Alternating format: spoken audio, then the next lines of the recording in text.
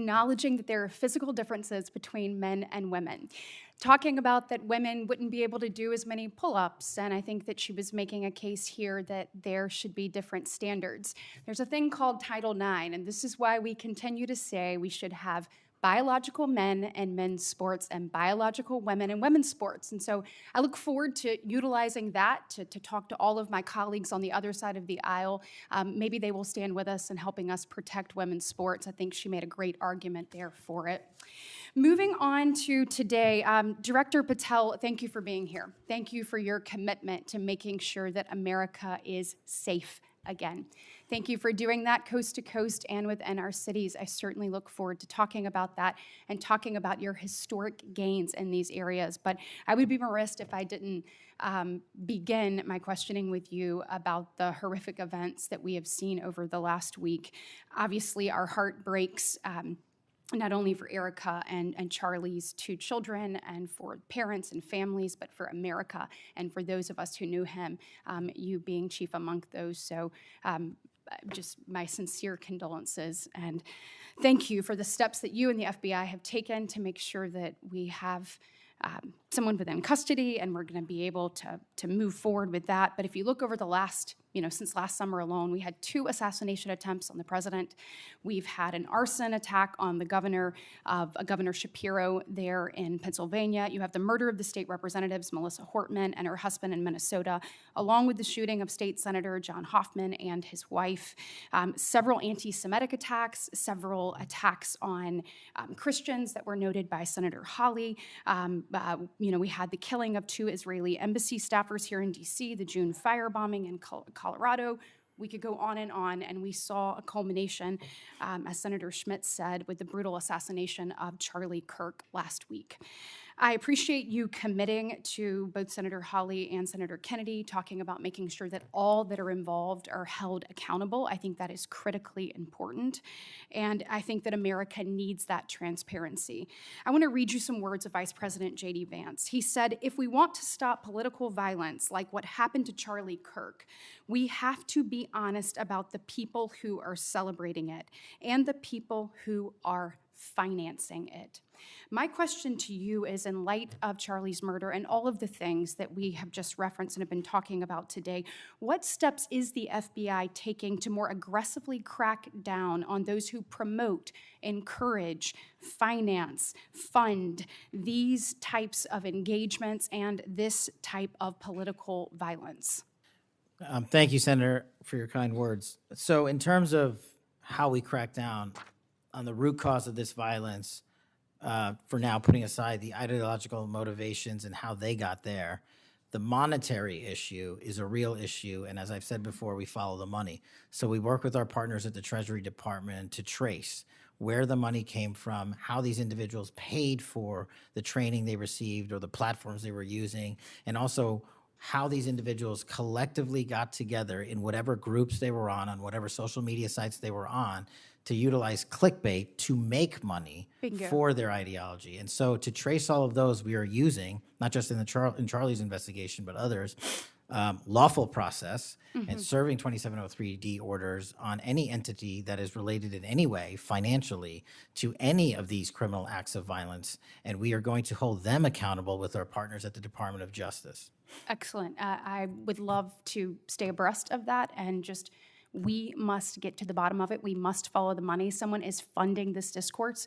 Do you believe, obviously there are people here, unfortunately American citizens, that may be engaged in that, but do you also believe that some of this may be coming from overseas? Yes. Okay, let's get to the bottom of it, and let's make it stop. Yes, ma'am.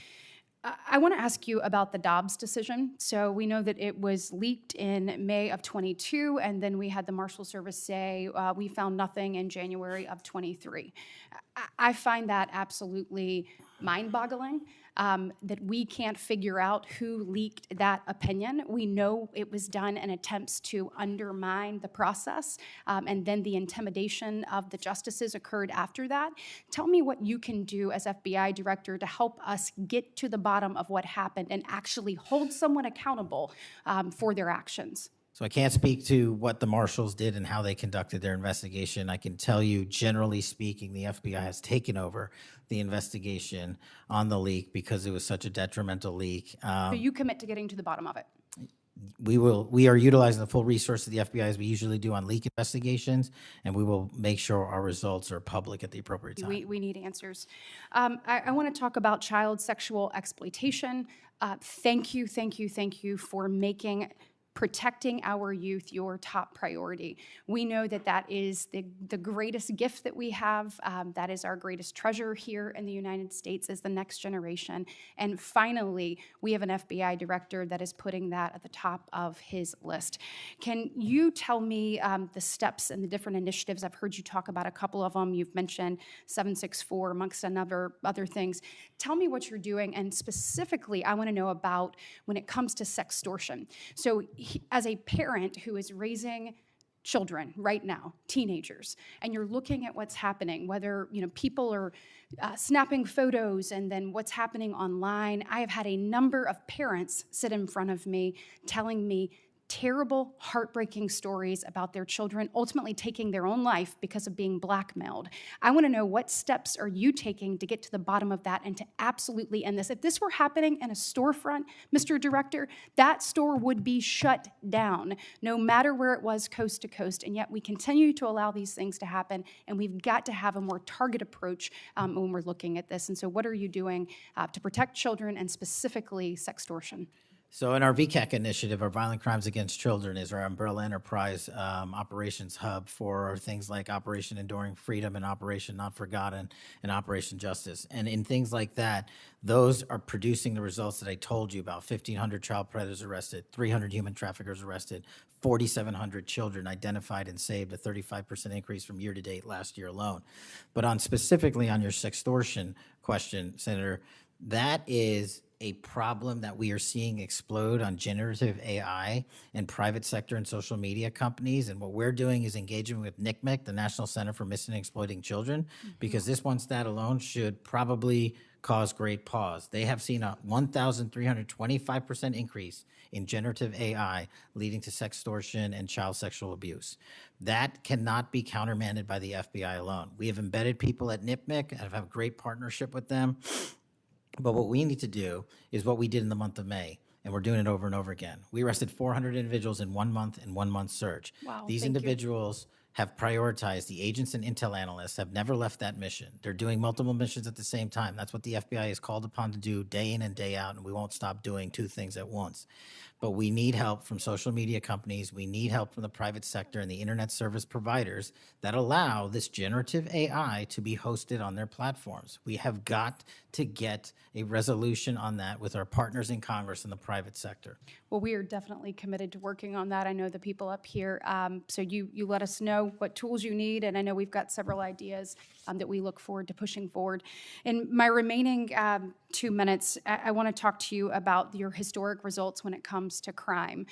In particular, we've seen here in DC just a total transformation. You mentioned earlier 60% down in gun crime, 70% down in carjackings. You said 50% down in homicides, to name a few. We have a success story, and we appreciate President Trump's leadership on all of this. We have a success story in Alabama where the Alabama Law Enforcement Agency, so ALEA, they just marked their 1-year anniversary of the Metro Area Crime Suppression Unit. There in Montgomery, it is a coordinated effort with ALEA, with our Attorney General, with Montgomery PD, and our sheriff, Montgomery County sheriffs.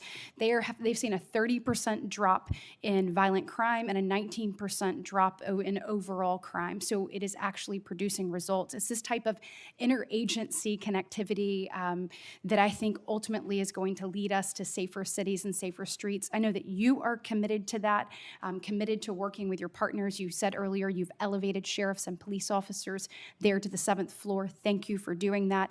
I am grateful for the men and women of Alabama in uniform that have made this happen, and want to know, how is the FBI working to collaborate in these types of ways across our country to make sure that we have even greater success stories to tell? Well, the collaboration's happening at our Redstone Arsenal in Alabama. We bring 4,000 students through our Redstone Arsenal for training every year.